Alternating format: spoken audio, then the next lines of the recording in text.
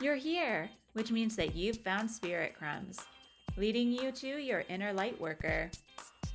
I will be sharing how these tiny little hints from the universe have led me to where I am today. I hope that by hearing my story and the stories of others, you'll pick up your own spirit crumbs along the way that will lead you to somewhere magical. Thanks for coming along for the journey. Let's see where it takes us. Hello, and welcome to another episode of Spirit Crumbs. I am your host, Andrea McCallum. I am an intuitive oracle card reader and energy healer. Today, I am continuing our journey through the Celestine Prophecy, and we are now already at the 8th insight, which is the Interpersonal Ethic. This one's very long in terms of like my notes and what I got from it, because it is actually very insightful in terms of how we relate to each other in different ways and how our relationships with others actually affects our own personal journey to finding our own spiritual truth and keeping ourselves on our path. And for me, this is just really interesting because I have been thinking a lot, not so much studying and looking up information, but thinking a lot about Christ consciousness, unity consciousness, and how that is, I feel, going to be really important for my own path. So, because any of those things, anything when you're thinking of the whole or the collective and everyone being connected, you really do have to think about how every interaction you have um, impacts the whole, because it's all energy, right? As we learned in one of the previous insights. So I just wanted to break this into sections. So hopefully these sections make sense for getting through this enormous amount of information. But in the book, something I wanted to start with is how they talk about relating to children. Because we just kind of in the 6th insight talked about how our control dramas start from childhood. So it just makes sense that we would continue from that standpoint, thinking of any influences we have as a child, but also thinking about how now, as adults, with this information and knowing how this programming occurs, it only makes sense for us to actually hone in on how we can then empower the next generation of children by speaking to them in a different way with a different level of awareness to how our interactions with them, because they are people, they are souls that are here on their own journey, how that affects the collective and how we can be actively encouraging a more insightful and aware and empowered generation. So, what they talk about as being one of the main principles for relating to children is that within a family or a couple, when they're deciding to have children, they talk about making sure that you only have the amount of children that you can give one-to-one attention to. So, this is like one child per adult. And I think that this is really interesting because telling people how many children to have really sounds a little bit controlling. It sounds like not necessarily an enlightened view, but the reasoning behind this is that when children are not given one-to-one attention, they are not having access to energy and answers to questions and um, the feeling of being important. And because this also contributes to when they are not receiving this attention, this contributes to the tendency towards these control dramas, because then when they feel they want attention, they're going to have to do something to get your attention. And so when we are not giving children attention, it usually means that we ourselves are falling into our own control dramas. But something they say, so this is like I feel like they're not saying like there needs to be someone with a child 24/7, like they need their own time to explore and whatnot. But it's just being available for them, like having someone who's there who's not going to be too distracted to answer their questions or to come and explore something with them. And so what they talk about, though, is that it doesn't have to be just the parents, because obviously in this world we live in, at least one, but usually both of the parents need to work. And so they do say that the family extends past the immediate family. So this could be extended family members, neighbors, friends, just making sure that before you have these children that you have that structure in place so that they are always going to have someone available to give them direct attention. The second thing that I think is really important that they mention here is that when speaking about children and to them, that you need to speak directly to them. So instead of asking parents, well, when obviously when they're toddlers or whatever, like small babies, they can't answer. But if you're wondering how they're doing in school and the kid is right there, instead of asking the parents how they're doing in school, ask the children. And that gives them more empowerment over their own lives and their own choices that they're making, because the parents can be very proud of the child and tell the child that directly, and that will empower the child to feel confident talking about themselves, but also it gives the children the sense that it's their own accomplishments, that it's not like the parents are getting all of the credit for the work that they're doing, because I think that's something that we do actually ingrain in children pretty early. When I was thinking about this, not so much for myself, because I feel like I actually did interact with adults a lot when I was a child, but I do see that a lot where the child is right there and they're like 7 or 8, they're more than capable of talking about their school experiences, but they're not asked directly. It's like as if they're not there. And so I think that's just what they're speaking to in the book.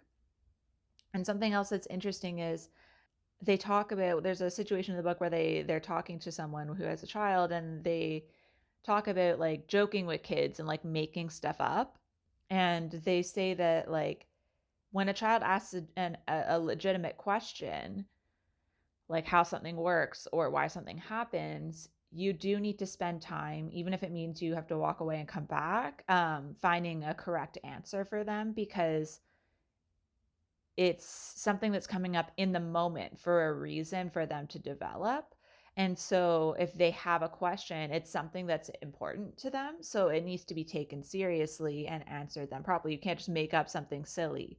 But they said there's a difference between that and like the tooth fairy or Santa Claus, because that's something that like is not an everyday thing, that's might only come up once. That's like a tradition. So they'll figure it out themselves, and children do need to learn how to use their own reasoning skills. And then like if they do come and ask you outright, then that's a judgment call where you may choose at that time to then be direct with them and explain that it's a tradition, because that's something that stays the same, right? Like you tell the same story every time they lose a tooth or every Christmas. So that's something where once they figure it out, they can understand that that's a tradition, because all children maybe that they interact with maybe are told the same thing.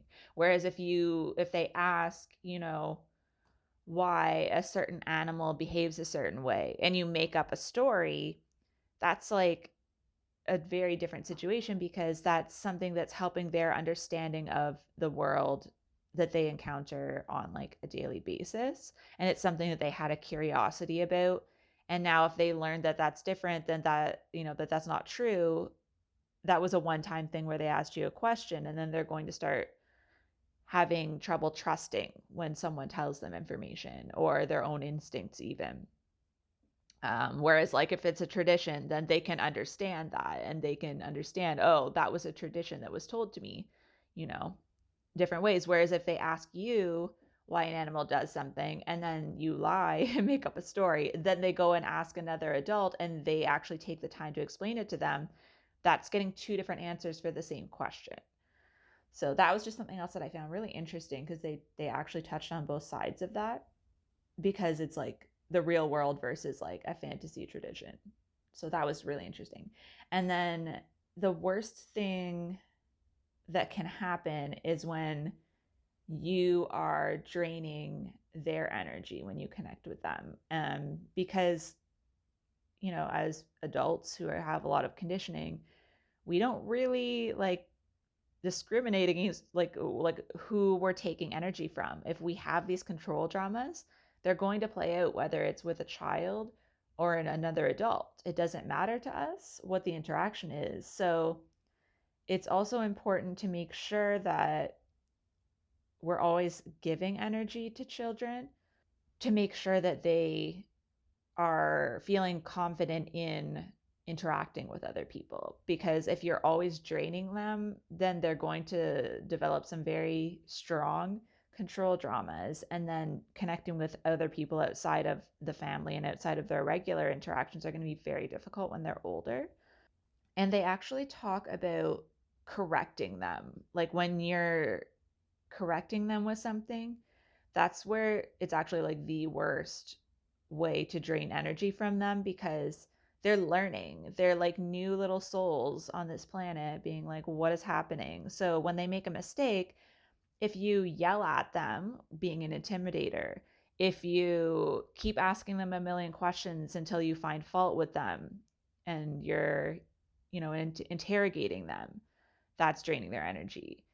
If you ignore them or give them the silent treatment because they've done something bad, that's draining their energy and making them have to come up with a way to get your attention, right? And like if you make them feel bad, feel guilty for how it impacts you, and you say, well, now I have to clean up this mess because you did this, and you put yourself in the poor me, then they're going to have to act out to counteract that. So it's taking the time again to explain to them why what they did was maybe not the best, and explain to them that we all learn this at some point and this is their time to learn that. That's kind of what I came up with, as like, cause I'm thinking like, how do you do that? Like, cause I see a lot of parents obviously struggling when their children are doing things that impact them negatively, but also at the same time, their children learning how to be humans, which is like, we don't have it figured out. Like, we're adults. I don't know how to be a human yet. Like, I haven't figured that out. So how are we expecting like a 3-year-old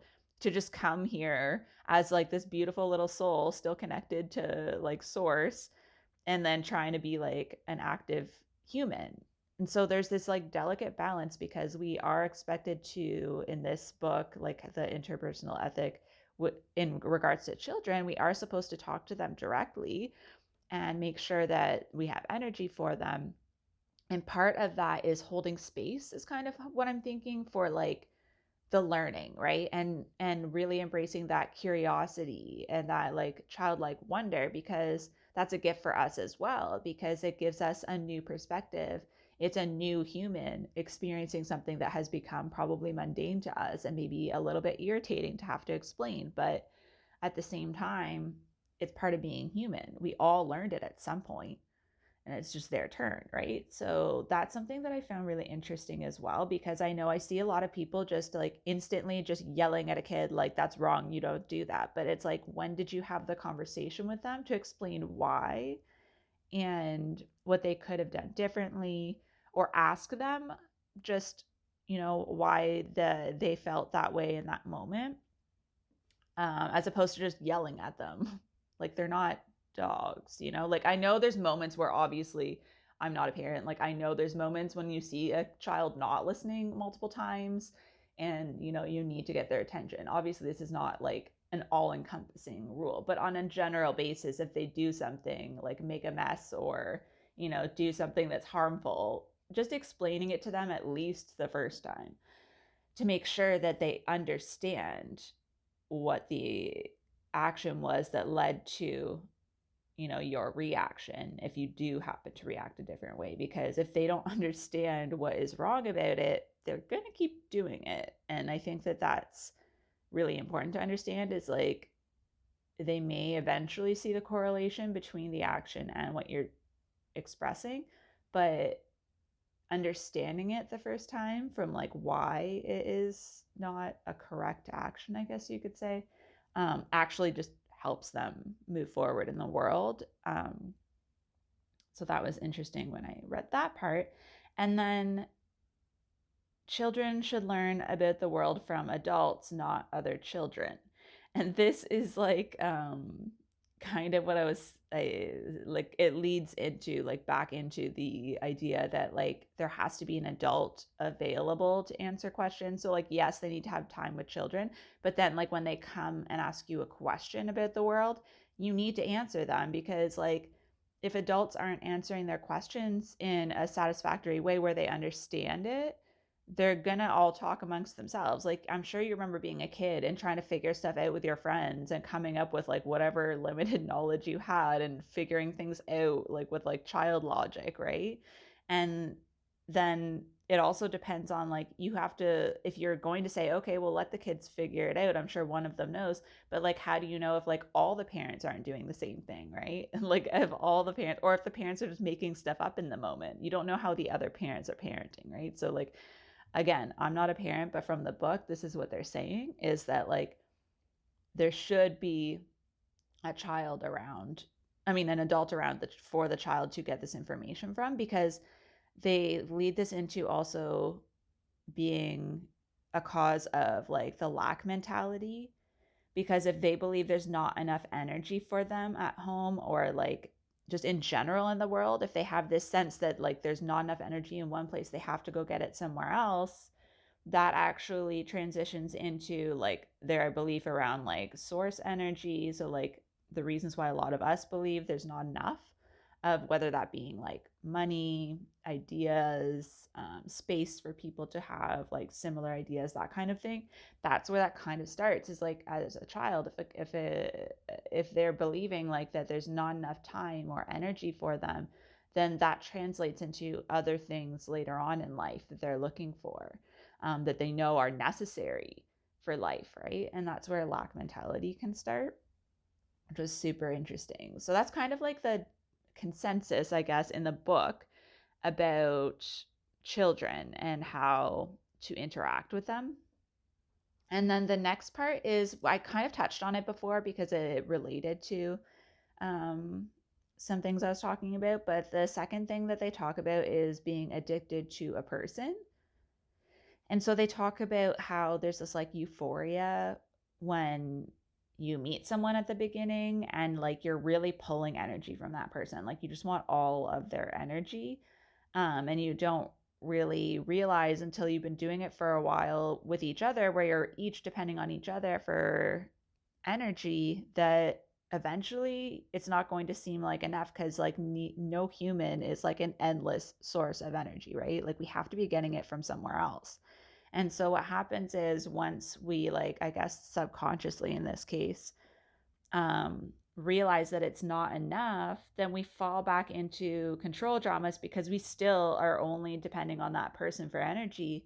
So now we're going to go back to the struggle for power, right? Where we're going to start falling back into our dramas and forcing the energy to ourselves.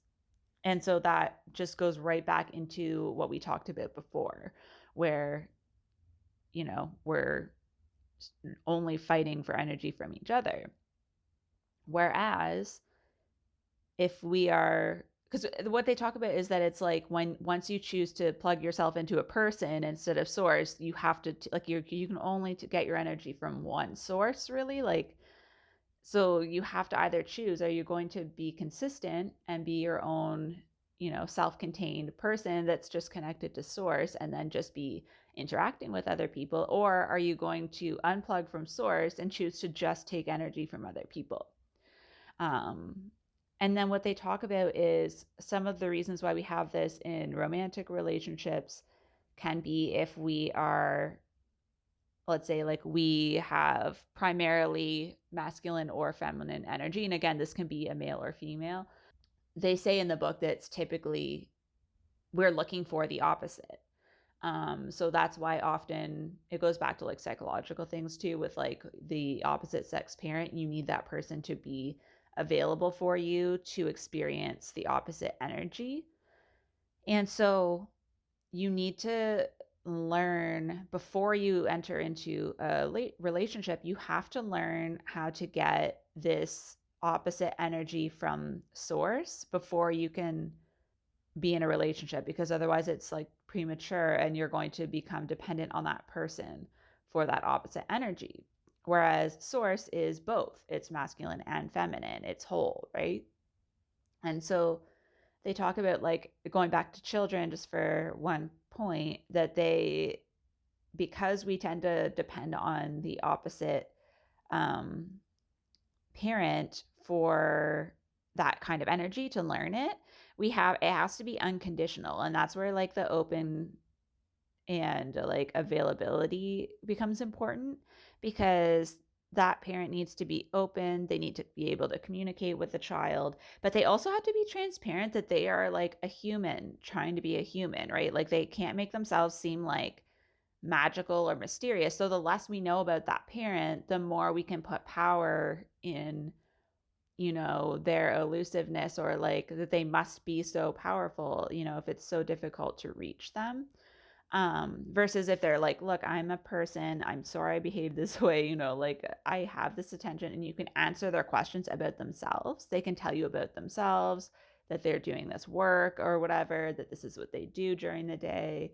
And then the less magical they are, the more it's easy to transition into getting energy from source, because you're not, like, completely consumed with trying to get energy from that other parent, right?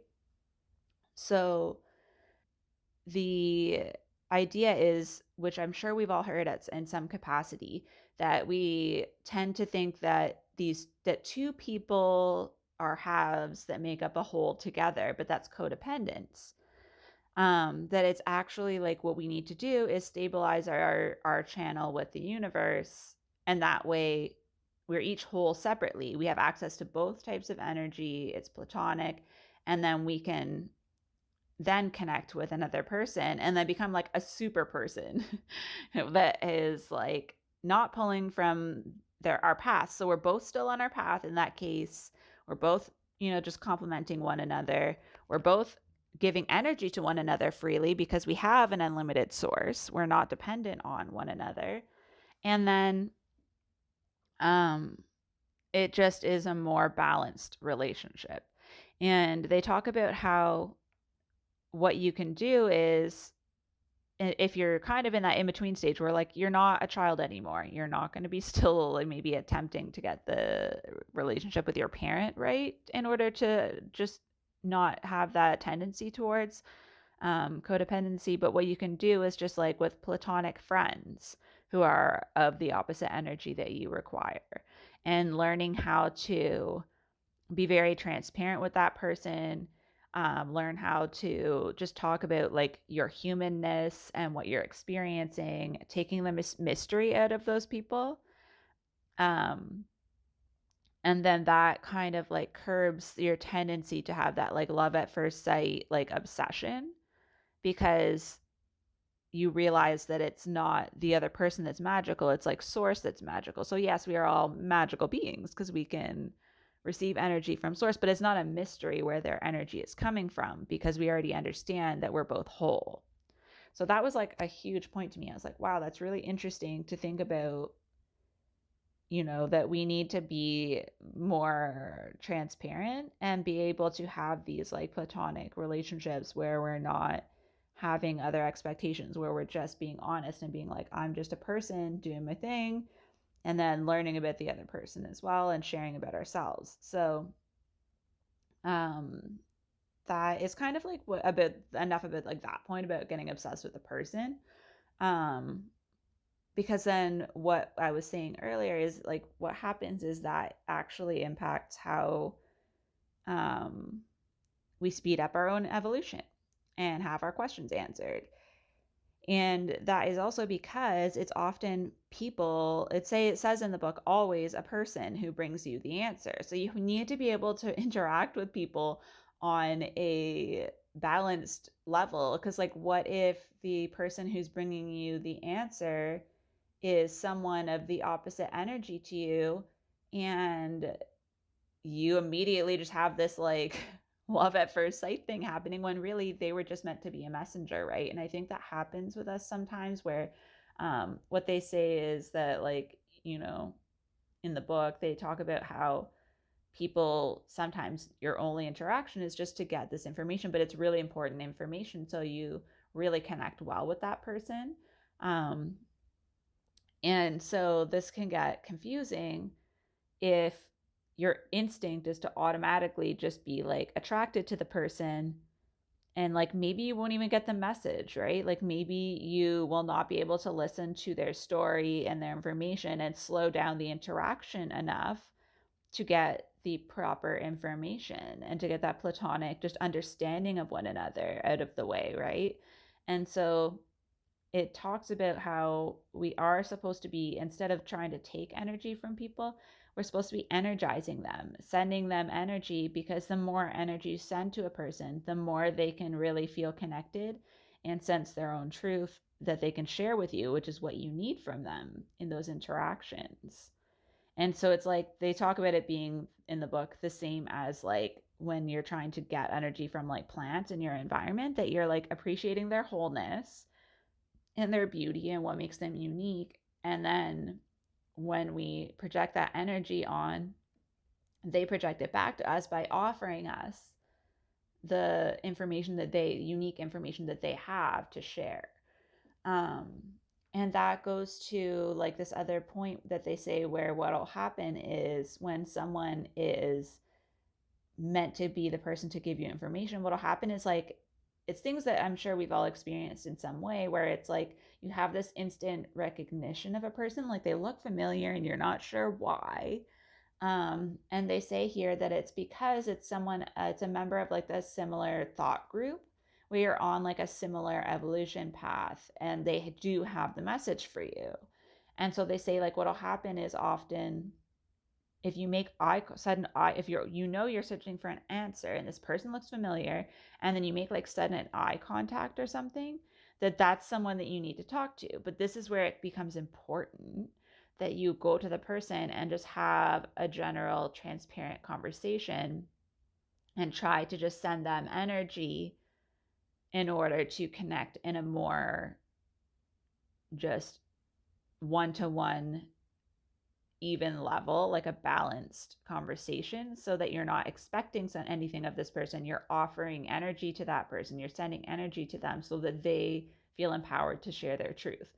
And I think like if you think about it, that would just be a beautiful thing if we all just did that. And like when someone is, offering information to us, if we all just sent them energy and allowed them to just share their truth more clearly. Um, because it says like everywhere you go is where you're meant to be, so everyone who is there has a potential message for you if you're following your intuition, which is super crazy to think about. We're all in, let's say, like the right place at the right time all the time. It's just like whether, depending on what your intuition is telling you, which person has the most relevant information for you at that time.